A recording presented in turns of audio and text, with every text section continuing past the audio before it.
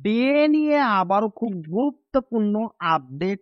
অষ্টম বেতন কমিশন মূল বেতনে ৬০% না ৭০% ডিএ একীভূত হবে।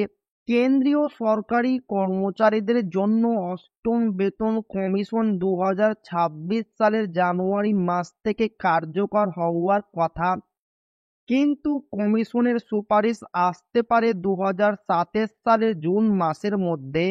এই সময়ের ব্যবধানের কারণে কর্মচারীদের মনে প্রশ্ন উঠেছে, মূল বেতনের সঙ্গে বর্ধিত মহার্ঘ ভাতা ডিএ কতটা একীভূত হবে, ৬০% নাকি ৭০%? বিশ্লেষণ ও নিয়ম অনুসারে উত্তরটি হলো মাত্র ৬০%। ডিএ মূল বেতনের সঙ্গে একীভূত হবে।